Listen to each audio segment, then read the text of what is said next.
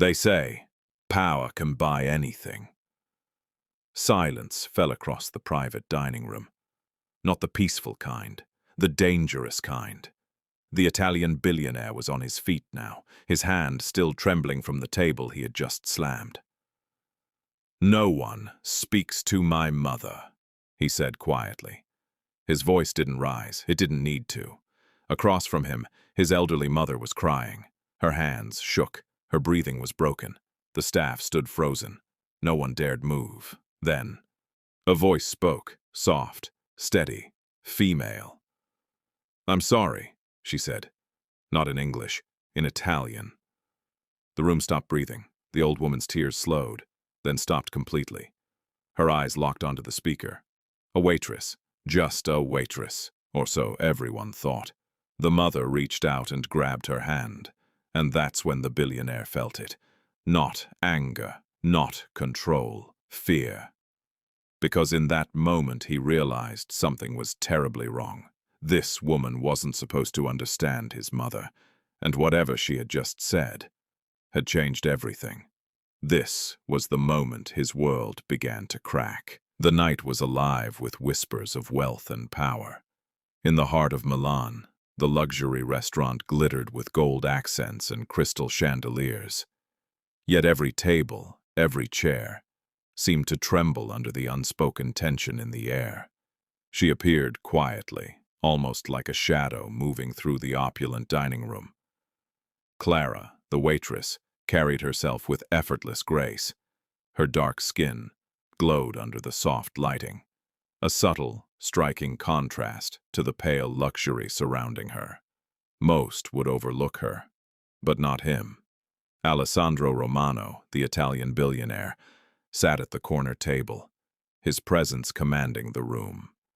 Tailored suit, sharp gaze, an aura of authority that silenced casual chatter. His attention, however, had not yet landed where it would tonight. Clara approached.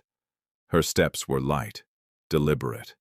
The tray she carried balanced expertly in her hands, but it wasn't skill that made her remarkable.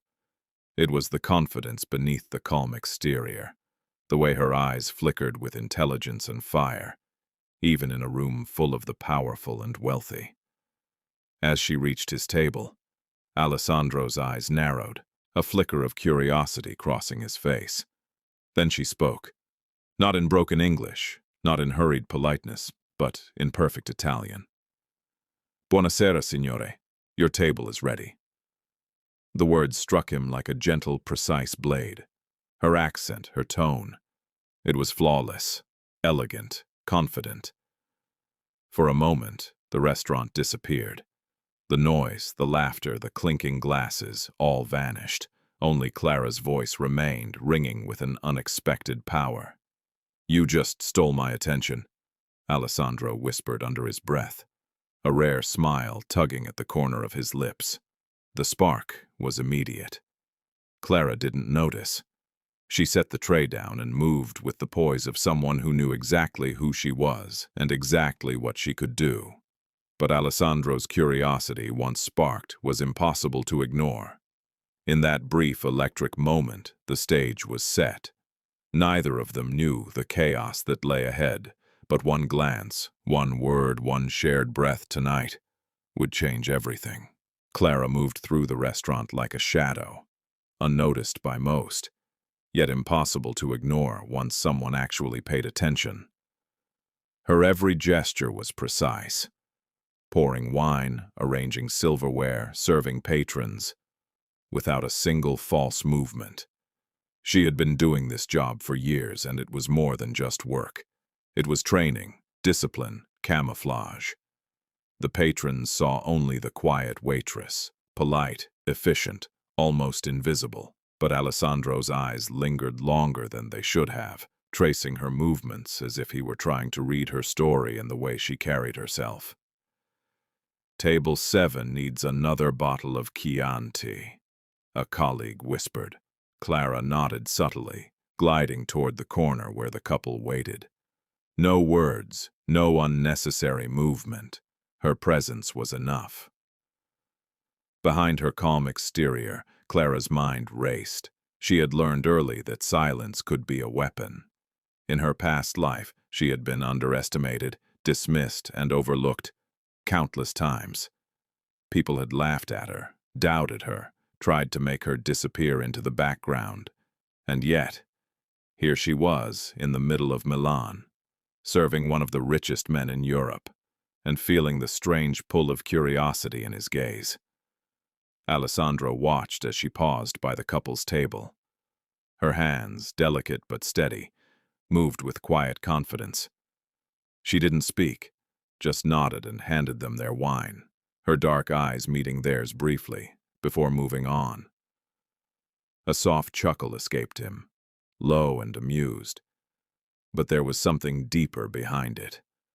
A recognition of skill, a spark of intrigue. Most people didn't notice her. Most people didn't care.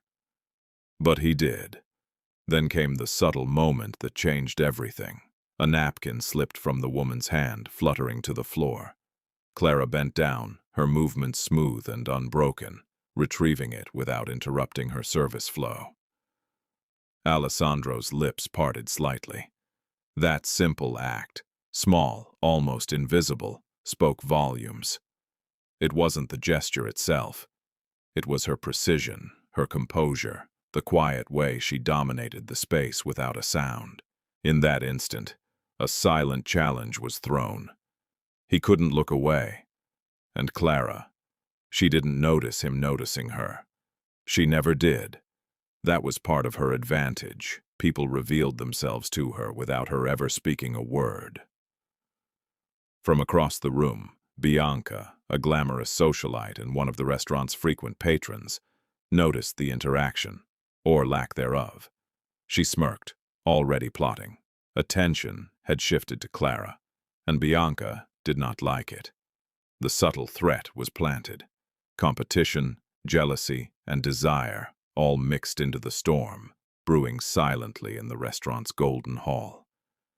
Clara moved to serve another table, unaware that tonight would change the rhythm of her life.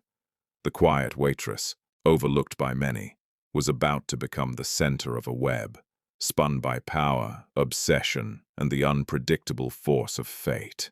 The first sign wasn't the tears. It was the silence. Alessandro's mother sat perfectly still at the table, her hands folded in her lap, her eyes unfocused. The food in front of her remained untouched. Plates arrived, plates left. She didn't notice. "Ma," Alessandro said gently. No response. He tried again, louder this time. Still nothing. The doctor had warned him about moments like this. Confusion, disconnection, sudden emotional shifts. But seeing it happen, here in public, made his chest tighten in a way money had never been able to fix. Around them, the restaurant continued its elegant rhythm. Soft music, low laughter, glasses clinking. No one noticed the woman slowly slipping away at the center of it all. No one, except Clara. She stood near the service station, holding a tray she had already forgotten about. Her eyes weren't on Alessandro. They were on his mother. Clara recognized the signs instantly, not from books, not from training, from memory. Her grandmother used to sit like that near the end, silent, lost, trapped somewhere far away. And when the confusion came, English was the first thing to disappear. Only one language remained, the language of childhood, of safety, of home. Alessandro's mother suddenly inhaled sharply. Her fingers curled into the tablecloth. "She's here," the old woman whispered. Alessandro leaned forward. "Who's here, Mama?" But she wasn't looking at him. Her eyes were fixed on the empty chair beside her. "She promised she wouldn't leave," the woman said in a trembling voice. Italian. Not the polished Italian Alessandro was used to. This was older, heavier, a regional dialect he hadn't heard since he was a child. The surrounding staff exchanged nervous glances. No one understood what she was saying. The manager hesitated, already preparing to intervene. to move her, to quiet her, to protect the restaurant's image. Clara's heart began to pound. She understood every word. "She's looking for someone," Clara whispered to herself. "Someone long gone."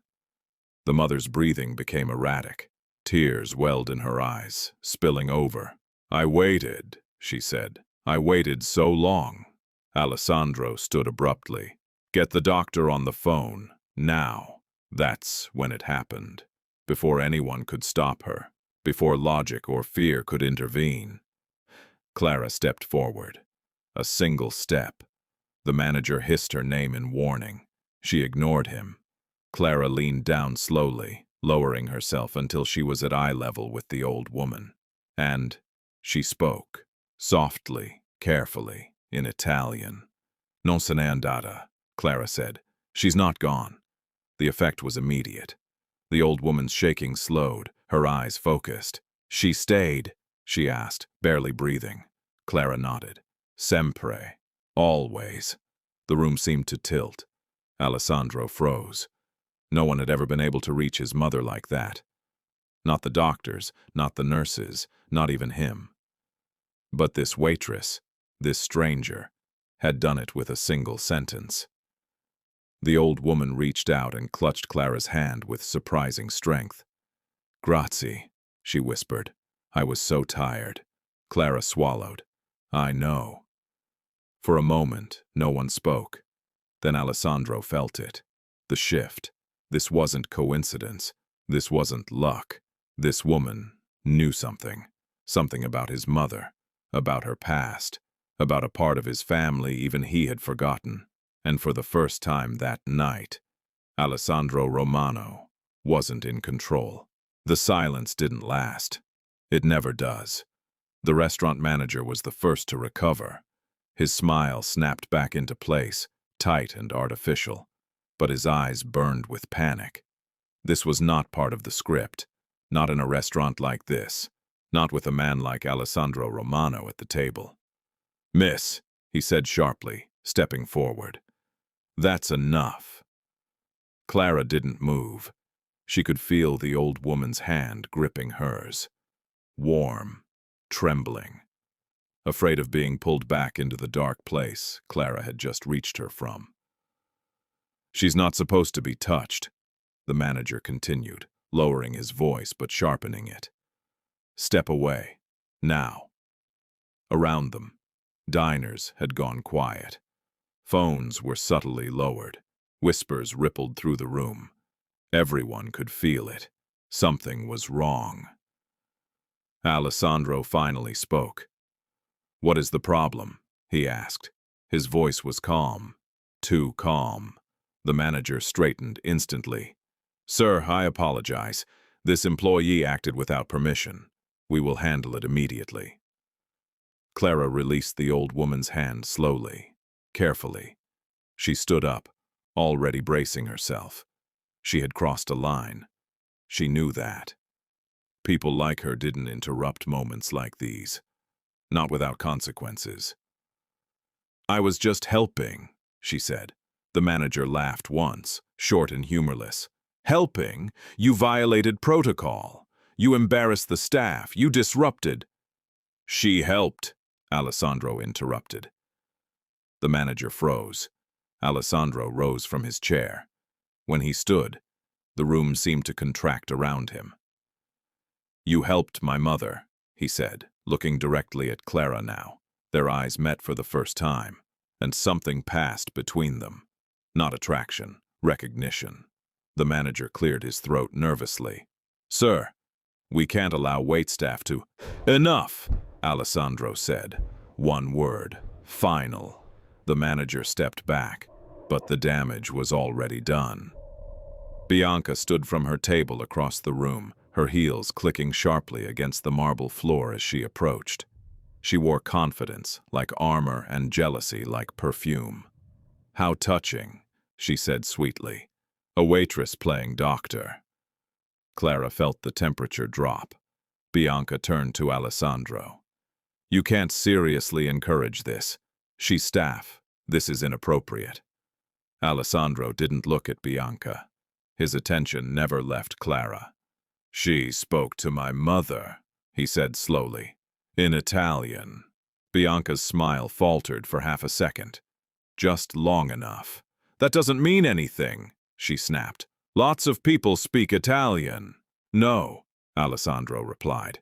"They don't speak that Italian." The room leaned in. Bianca scoffed. "So what?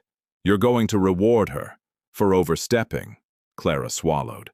This was it. The moment where reality corrected itself, where she would be reminded of her place. Alessandro turned to the manager. "What is her name?" The manager hesitated. "Clara." Alessandro nodded once. "Clara," he said, testing the name. Then he added, "You are not in trouble." A collective breath was released. But Bianca's eyes narrowed, because she understood something the others didn't. This wasn't over. This was just beginning. Clara hadn't planned to say anything else. She had already crossed one line. She knew better than to cross a second. But Alessandro's mother was still holding onto her sleeve. Not tightly, not desperately. Just enough to say, "Please don't leave." The room waited. The billionaire waited. Even Bianca went silent. Clara took a slow breath. Then she leaned in, close enough that only the old woman could hear her. And she spoke again, in Italian, but this time, it wasn't comfort. It was memory. "Non sei sola," Clara said quietly. "You were never alone." The old woman's lips parted. "You remember," she whispered. Clara nodded.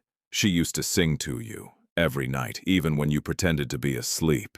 The woman gasped. A sharp, fragile sound. No one else understood the words, but everyone understood the reaction.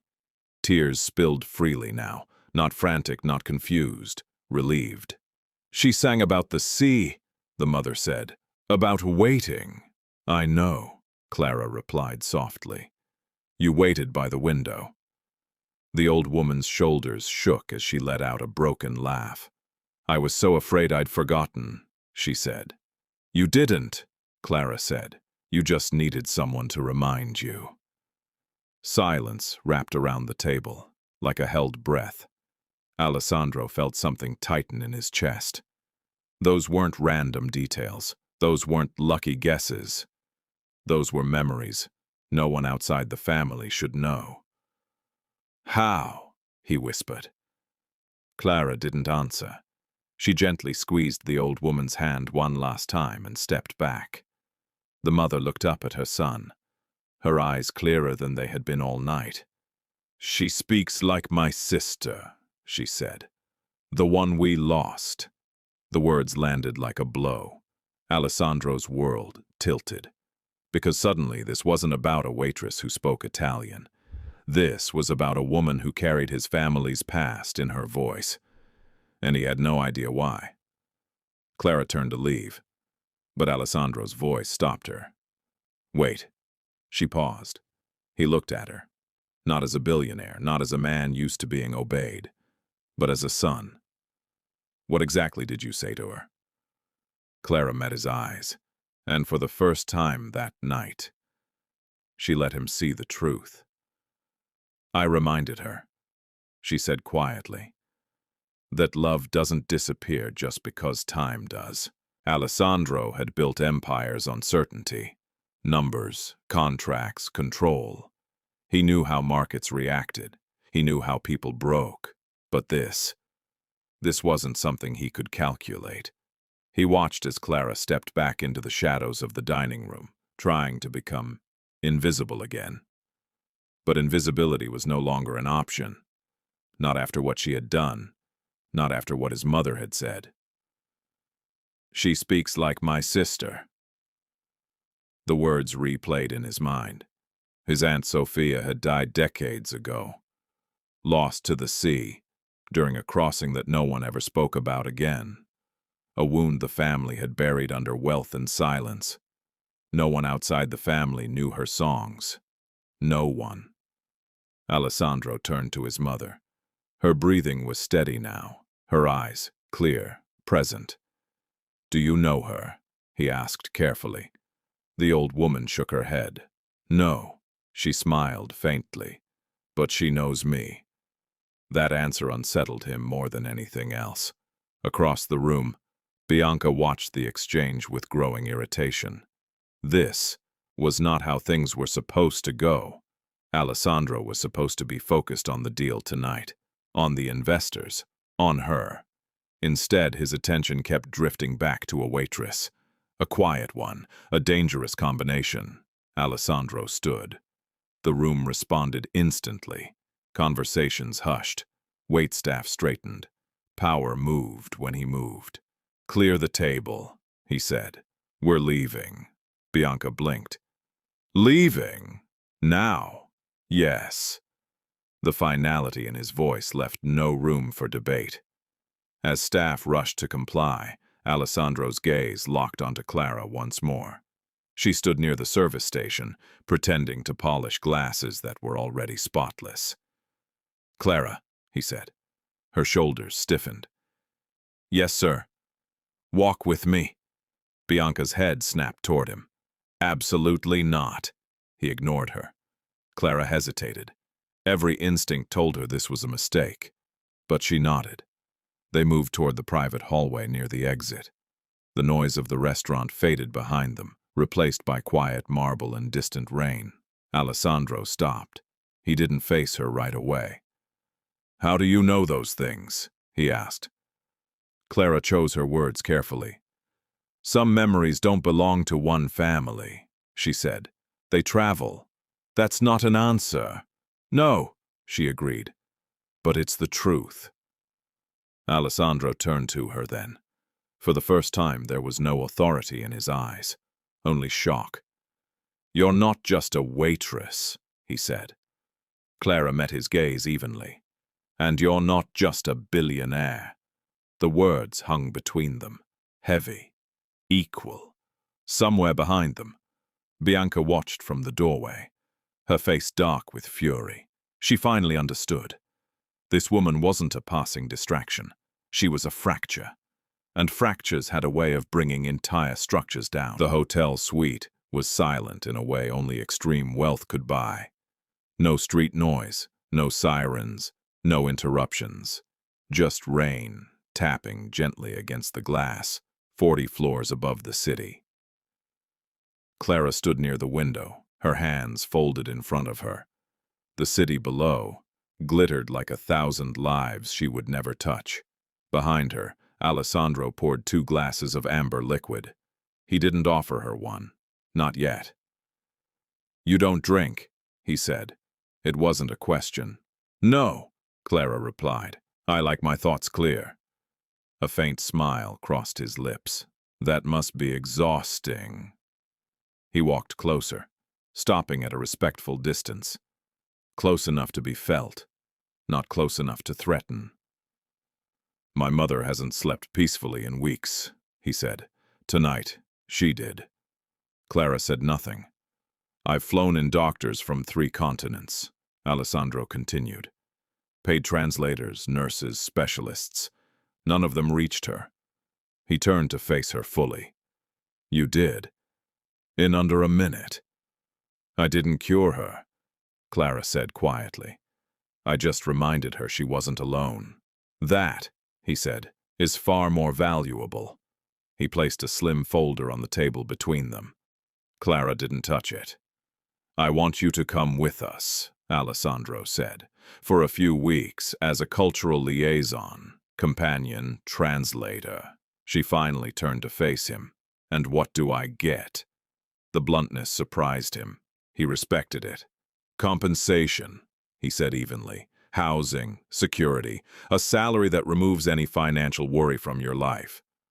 Clara laughed once, soft, bitter. "Money is always the first offer," she said. "It's the only language people usually understand." "I understand it," Clara said. "I just don't trust it." Alessandro studied her. Most people would already be calculating how fast they could escape poverty. She wasn't. "Then don't think of this as employment," he said. Think of it as protection. Her eyes sharpened. From what? From people like Bianca, he said without hesitation. Clara stiffened. She doesn't like losing, Alessandro continued, and she doesn't like women who remind her of things she can't buy. So you're offering to shield me? Yes. And in return? He paused. Be near my mother. That was all he said, but it wasn't all he meant. Clara walked to the table. She picked up the folder, but didn't open it. You don't ask people like me for favors, she said softly. You buy them. I'm trying not to, Alessandro replied. Their eyes locked. The tension wasn't romantic. It was dangerous. Finally, Clara placed the folder back down. I'll think about it, she said. Alessandro nodded. That's all I ask. As she moved toward the door, he spoke again. One more thing. She turned. You weren't supposed to exist in my life, he said. But now that you do, everything feels unstable. Clara held his gaze. Good, she said. Stability is often a lie. She left. Alessandro stood alone in the silent suite, staring at the rain-slicked city. For the first time in years, he didn't know what move came The old villa overlooked Lake Como, quiet and untouched by time. Morning light filtered through linen curtains, soft and golden, carrying the smell of water and pine. Inside, everything moved slower, like the house itself was breathing carefully. Clara sat beside the bed. Mrs. DeLuca's hands were thin, marked by age and memories. Clara held them gently, not as a caretaker, but as a daughter might. You stayed, the old woman whispered in Italian. Yes, Clara replied softly. I promised. Mrs. DeLuca smiled, a real smile this time. Not polite, not fragile. They leave, she said. People always leave when I start speaking. Like this. Clara leaned closer. You don't need to explain. I understand you. Tears gathered at the corners of the old woman's eyes. No one has said that to me in years. The room fell silent except for the ticking of an antique clock. Mrs. DeLuca closed her eyes, then opened them again slowly. You sound like my sister, she said, before the war took her. Clara's breath caught, but she stayed steady. What was her name? She asked. Lucia, the old woman whispered. She sang when she cooked, always off-key. Clara smiled gently. Then she was brave. Mrs. DeLuca laughed, a thin, trembling sound that turned into a quiet sob. She was. Clara didn't rush to comfort her. She let the emotion exist, let it breathe. After a moment, Mrs. DeLuca spoke again. My son is alone, she said. Clara said nothing. He is surrounded by people, the old woman continued, but none of them know how to sit in silence. Clara squeezed her hand. Silence scares people who don't listen to themselves. Mrs. DeLuca studied her carefully now. You carry grief, she said, but it doesn't own you. Clara swallowed. It used to. The old woman nodded knowingly. I was wrong about you, she said.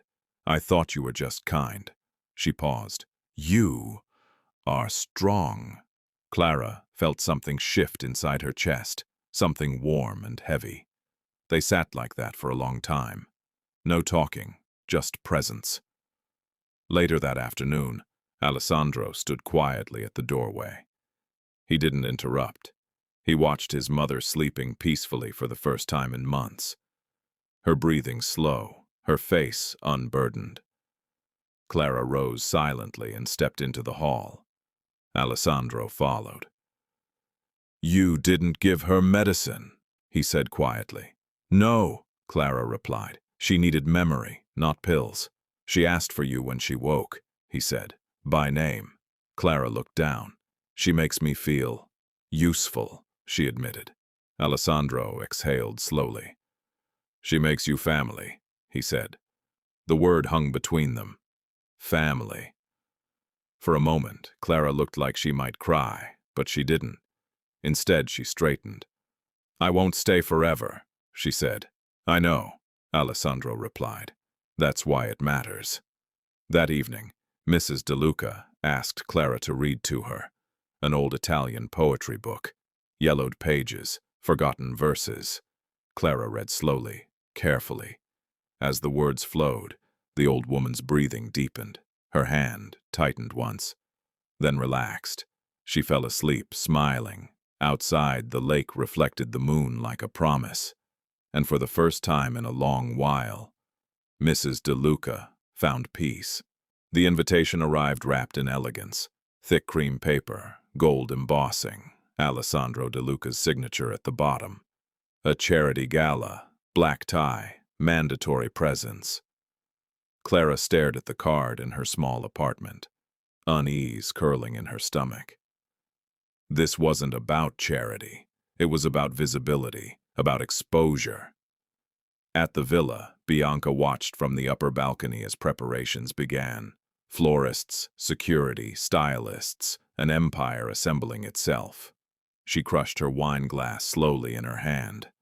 Not hard enough to break it, just enough to feel pain. "Find out everything about her," Bianca said into her phone. "Where she came from, who she really is." The investigator on the other end hesitated. "She's clean. Too clean," Bianca smiled thinly. "Then dig deeper." At the gala, cameras flashed like predators. Clara arrived in a simple black dress. No jewels, no statement. That alone made her dangerous. Whispers rippled through the crowd. "Who is she?" "Another one."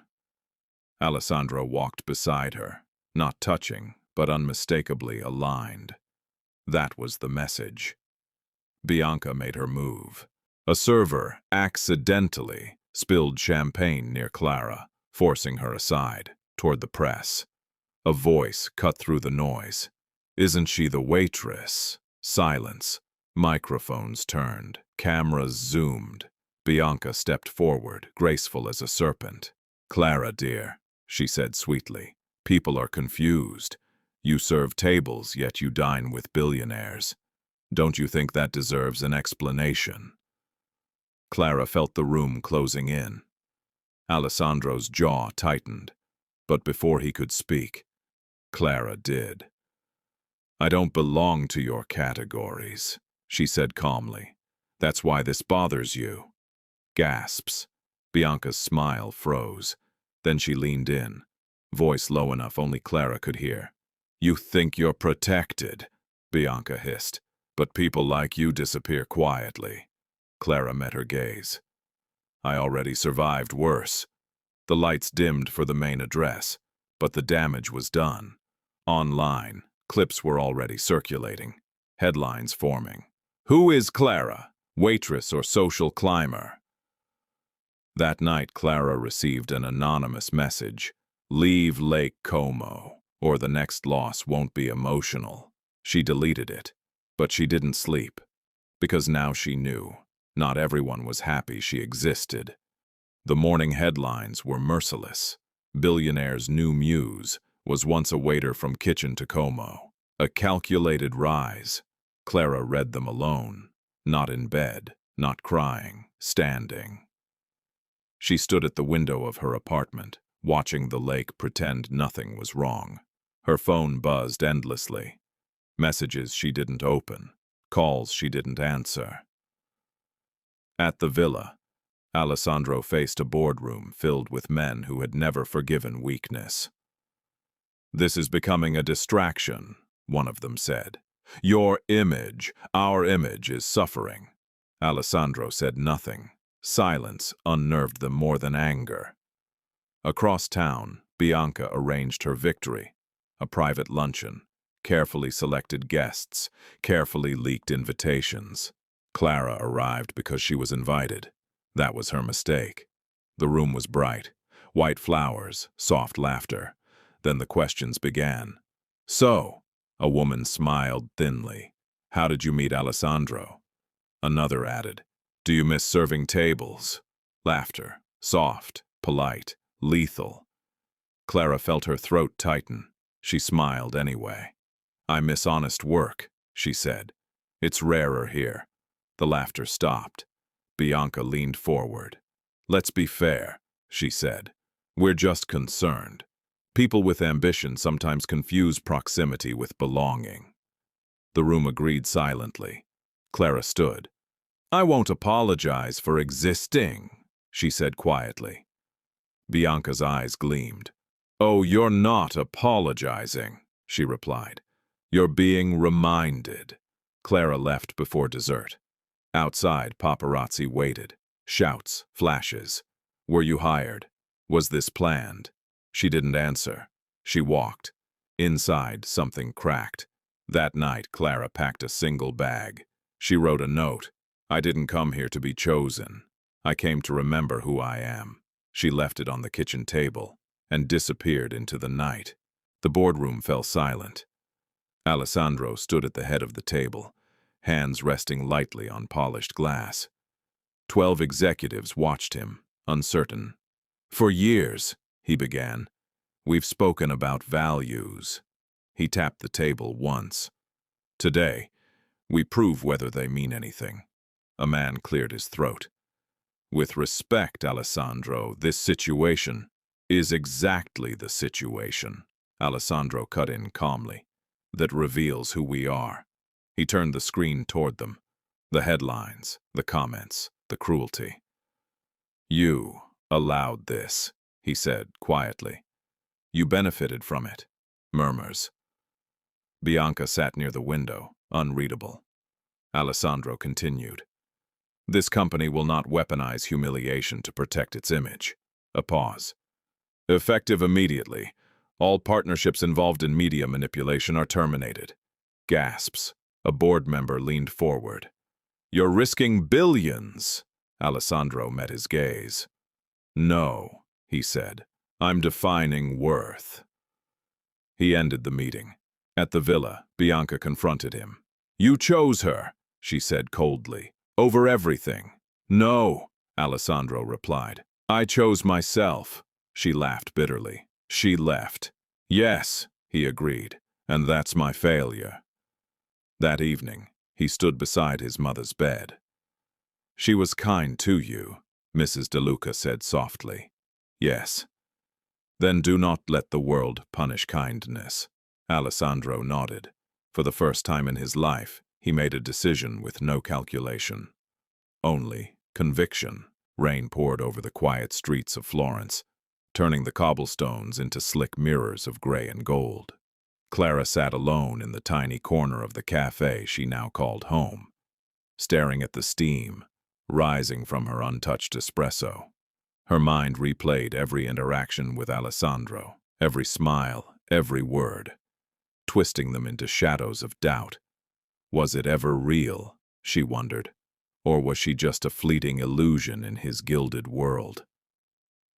Meanwhile, Alessandro received the news he had feared. Clara had disappeared without leaving a trace. The note she left was brief, almost surgical. "I cannot be part of this world anymore. Stay safe." He raced to find her, but the city seemed determined to hide her, the streets conspiring against reunion. Each missed moment felt like a punch, each second a reminder of what could have been. Clara walked along the riverbank, rain soaking her coat. She watched her reflection ripple in the water, questioning everything. The trust they built, the moments of connection, all seemed to crumble. Inside, Alessandro whispered to the night. It wasn't a lie. It never was. Yet, from her side of the world, Clara heard only silence. Misunderstanding had built a wall between them stronger than fear, thicker than pride. The audience feels her heartbreak, but also Alessandro's desperation. The tension is unbearable. The streets of Florence blurred under the headlights of Alessandro's sleek black Maserati. Rain streaked across the windshield like shards of glass. His heart pounded, not from speed, but from the dread of what he might have lost forever. Clara's figure darted through the wet alleyways, coat clinging to her, her every step purposeful and fierce. She was not just running, she was reclaiming control, reclaiming her peace. Every reflection in the puddles seemed to remind Alessandro of the moments he had let slip away. Inside the car, Alessandro muttered, "Clara, wait, I didn't." But words couldn't reach her. Misunderstanding had built a wall too high, and his apologies had come too late. The city itself seemed to conspire against him. Narrow alleys, slick cobblestones, sudden pedestrians. But Alessandro's resolve was relentless. Every red light felt like a personal insult. Every honk a reminder that time was not on his side. Meanwhile, Clara wasn't just escaping. She was leaving a trail, a challenge for him to follow if he truly cared. Each glance over her shoulder was a test, a silent question. "Do you deserve to catch me?" The tension is palpable. The audience feels the adrenaline, the fear, and the emotional stakes rising. Every second matters. The rain-soaked streets of Florence finally open to a quiet plaza, glowing under the soft amber of street lights. Clara stops, her chest heaving, water dripping from her coat, and finally turns fully to face Alessandro, who arrives seconds later, drenched and breathless, eyes wide with realization. Alessandro's voice cracks, a mix of panic and sincerity. "Clara, I was wrong. I should have trusted you." Clara's gaze is steady. For a moment, the storm of emotion between them is mirrored by the literal storm still drizzling over the city. She steps closer, but not too close. Her boundary is clear. "It's not about trust anymore," she says. "It's about choice." Alessandro takes a step forward, but she shakes her head slightly, the tension electric. "I'm not a prize to be won, not a deal to be bargained over. You want me here. Then you choose me, without manipulation, without fear. Just a choice." He swallows hard, and the audience feels his internal struggle. The fear of loss, the guilt, the growing admiration. Finally, with a trembling hand, he reaches out. "I choose you, because you're the only one I ever should have chosen." Clara's lips curve into a faint, victorious smile.